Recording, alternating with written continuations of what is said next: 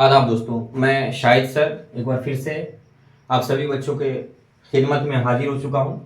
10th class crash course 2024 के लिए आज हम लोग का क्लास दूसरा क्लास है। पहला क्लास आपका वीडियो अपलोड हो चुका है और एक दिन बीच में आपको गैप मिला होगा, इसलिए कि यहाँ बारिश बहुत हो रही थी, तो जिस वजह से क्लास नहीं दे पाए।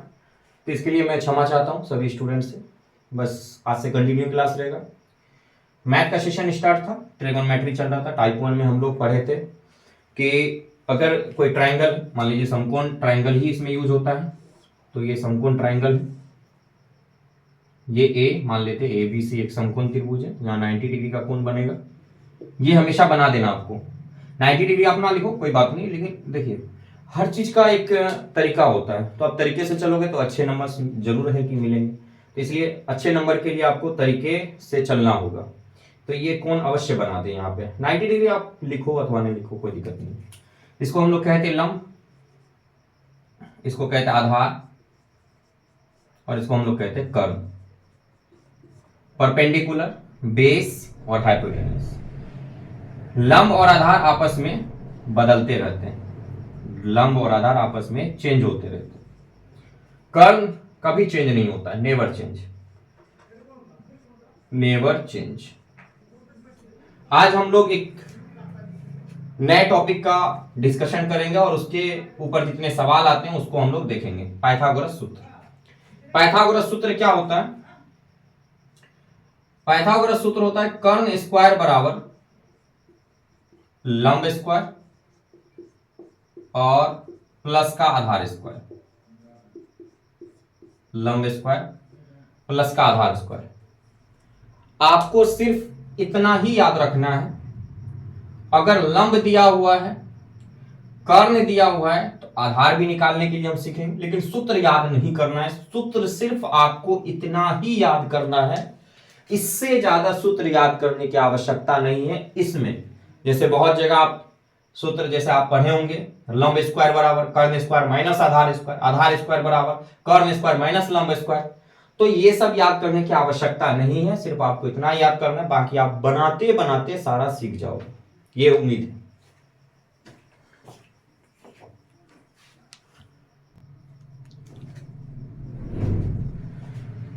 तो ये कर्ण स्क्वायर बराबर लंब स्क्वायर प्लस आधार स्क्वायर, मैं चाह रहा हूं कि ये टॉपिक जो है आपका बहुत ही ज्यादा अच्छे से डील हो और बहुत इंटरेस्टिंग बनाना चाहूंगा।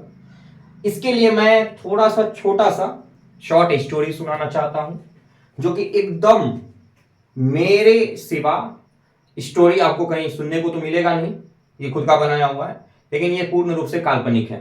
ये इससे कोई सच्चाई जुड़ी हुई नहीं है, बस आपको समझाने के लिए मैं सिर्फ इस कहानी का जो बात है वो आपके सामने रखना चाहता हूं। जिस जमाने में पाइथागोरस हुआ करते थे, मैं फिर कह रहा हूं कहानी सिर्फ काल्पनिक है, जिस जमाने में पाइथागोरस हुआ करते थे उस जमाने में राजा महाराजा बहुत सारे हुआ करते थे। उसी राजा महाराजा के दौर में एक युवक थे जो राजा का पुत्र था, राजकुमार कह सकते हैं। लड़का यंग हुआ, जवान हुआ, तो उनको किसी लड़की से प्यार हो गया, और वो जो लड़की थी वो लड़की एक गांव की दुखियारी औरत की बेटी थी और बहुत ही ज्यादा गरीब थी, लेकिन देखने में बहुत अच्छी थी। लड़का का प्यार का परवान चढ़ा, लड़का धीरे धीरे चुपके चुपके मिल रहा था। आदमी ने देखा, आदमी देखा तो राजा साहब के पास शिकायत किया। सेनापति सब देख लिया, शिकायत किया कि राजा साहब अनर्थ हो गया। क्या हो गया रे? आपका जो राजकुमार है वो जो ढिमका पे रहती है, झोपड़ी बना करके ढिमका पे, ओकरे बेटी से प्यार हो गया है। अब राजा साहब तो माथा पीटना हो, बाइक के को लाल है, वो पियर हो गया, कैसे काम चलेगा? चलो चलो लाल को पियर में होने देना, लाल ही रखना है। पहले जमाने में राजा महाराजा का महल बहुत ही अच्छा हुआ करता था, नॉर्मल घर के तरह नहीं हुआ करता था जो आज के हम लोग घर में रहते हैं, ऐसा नहीं हुआ करता था। बहुत ही आलीशान हुआ करता था, और महल जो है वो गुंबद मीनार वगैरह से सजे हुए रहते थे, ऊपर में वो उसकी खूबसूरती हुआ करती थी। तो महल कुछ इस प्रकार से था, ऐसे ऐसे था, ऐसे था, नीचे आधार हो गई जमीनी स्तर, इधर खाली जगह था, और ऐसे ऐसे वाला एरिया बना हुआ था।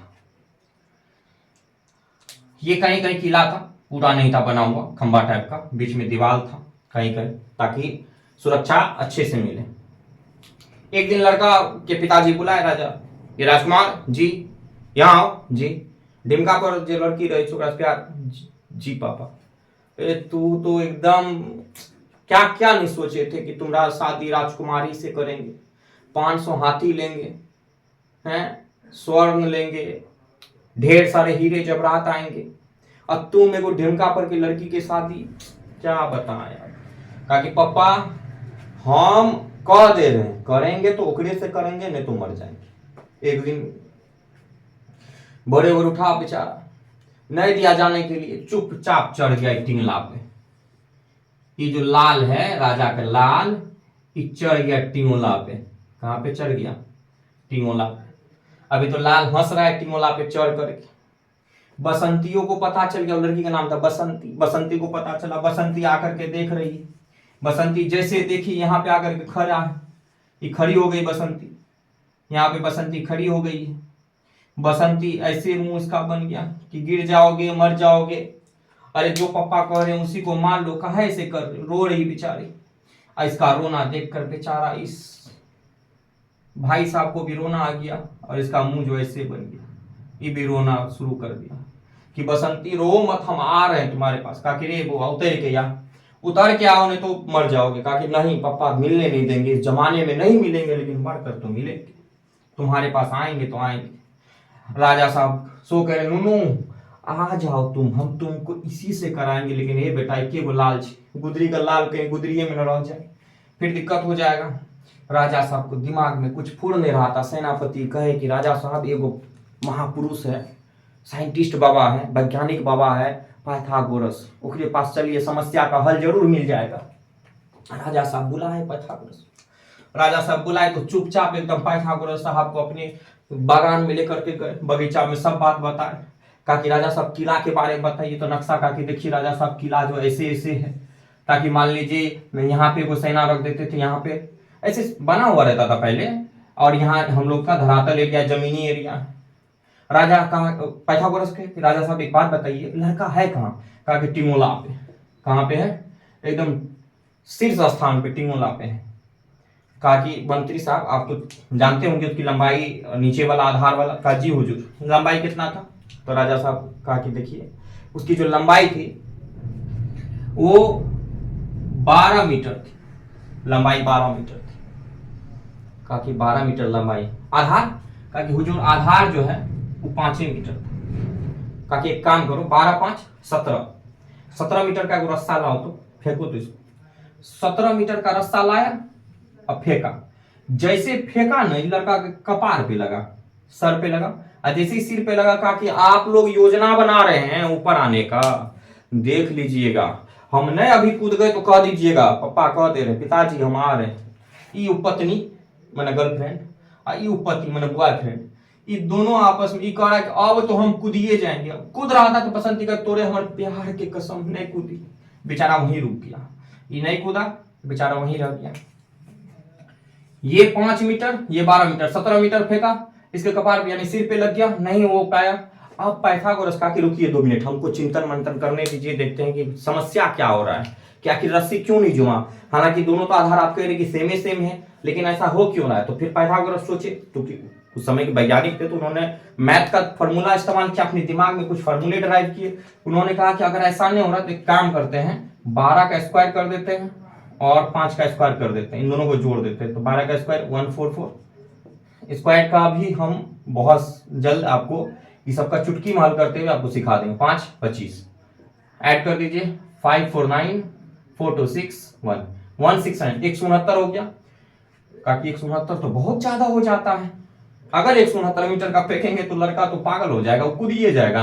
आप कूद करके कहेगा कि हम जा रहे हैं स्वर्ग, बसंती तुम आ जाना। एक काम करते इसका वर्गमूल निकालते हैं। 169 का स्क्वायर किया, स्क्वायर रूट किया, सॉरी स्क्वायर रूट किया, वर्गमूल किया, और जैसे ही वर्गमूल किया तो इसका निकला 13। तो कहा कि मंत्री साहब का जी एक 13 मीटर का रस्सा लेके आइए। जैसे ही 13 मीटर का रस्सा लेके आया, अब फेंका तो राजा इधर बसंती से, इसका बसंती से बातचीत चल रहा था, ये कह रहा था उपपति साहब मत आइए, इकरा उपपत्नी हम आ रहे हैं।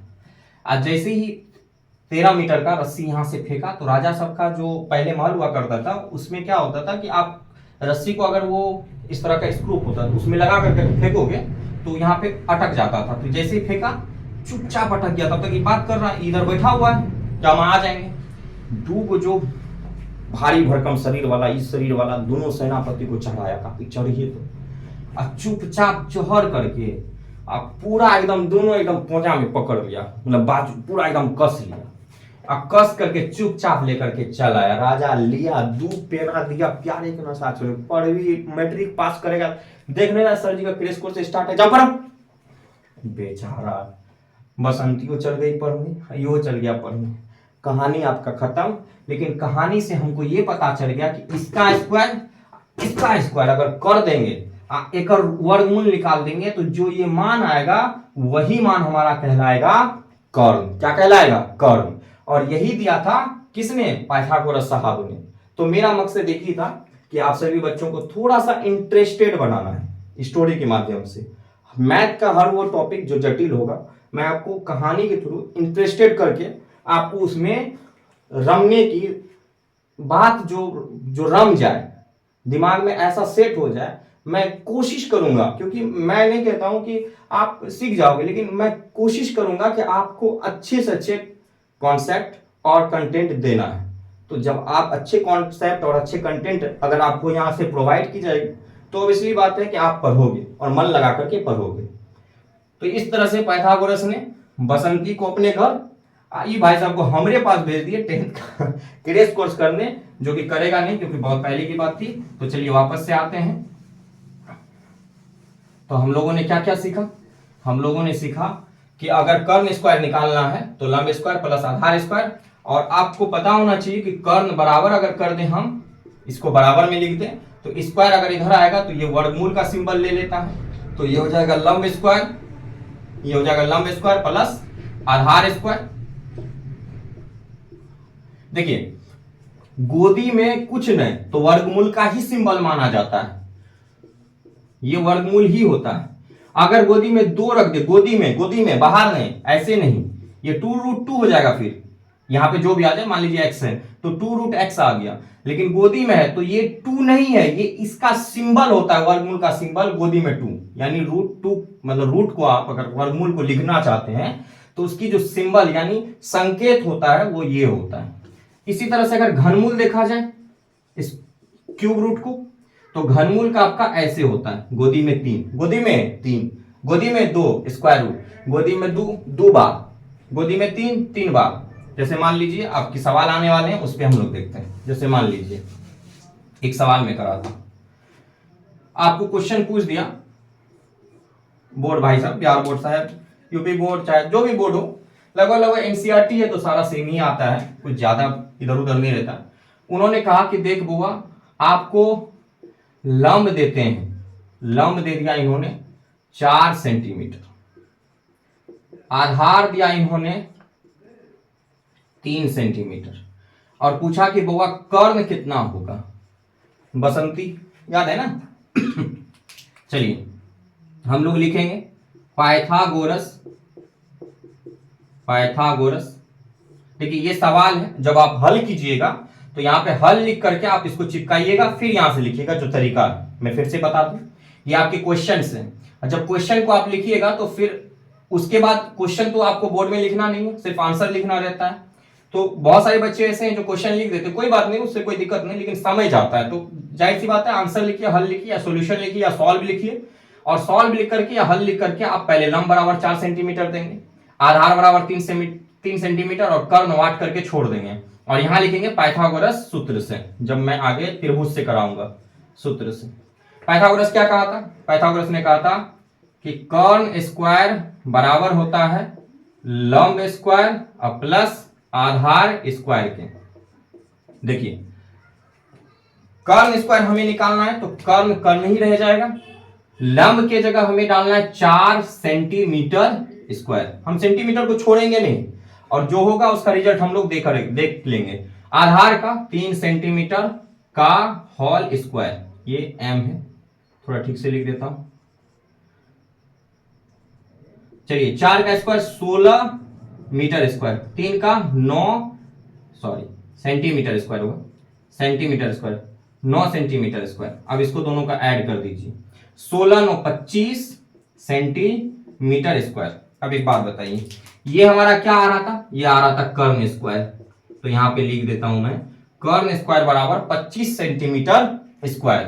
अब देखिए जैसे ही कर्ण बराबर करेंगे तो स्क्वायर उधर जाएगा, और जैसे स्क्वायर उधर जाएगा तो क्या हो जाएगा? वर्गमूल, रूट चढ़ जाएगा, तो हो जाएगा 25 सेंटीमीटर स्क्वायर।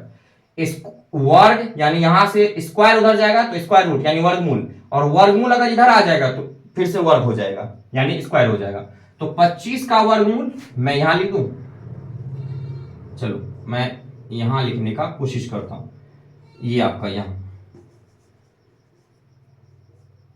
दे देता हूं, ठीक है। तो कर्ण बराबर आ जाएगा आपका, ध्यान दो, कर्ण बराबर 25 का वर्गमूल 5 होता है, ये बात तो पता होना चाहिए, आप 10th में पढ़ रहे हो। और सेंटीमीटर स्क्वायर, तो सेंटीमीटर स्क्वायर है तो स्क्वायर की वर्गमूल खत्म, तो सिर्फ सेंटीमीटर बचेगा। तो कर्ण बराबर कितना आ गया? 5 सेंटीमीटर, और ये हो गया हमारा आंसर। कोई दिक्कत इसमें? मुझे तो नहीं लगता है कोई दिक्कत होना चाहिए। लंब 4 सेंटीमीटर दिया हुआ, आधार 3 सेंटीमीटर दिया हुआ, कर्ण हमें पूछा है। पाइथागोरस सूत्र हम जानते हैं, यहां हम लिखे थे कर्ण स्क्वायर बराबर लंब स्क्वायर प्लस आधार स्क्वायर, या आप ऐसे भी लिख सकते हो, लेकिन ज्यादातर फोकस रखना इस तरह का, यही ऐसे भी लिख सकते हो, कोई दिक्कत वाली बात नहीं, लेकिन फिर आपको आगे जाने के बाद फिर थोड़ा सा हो सकता है दिक्कत भी हो जाए, तो इसीलिए पहले इधर से कर दे।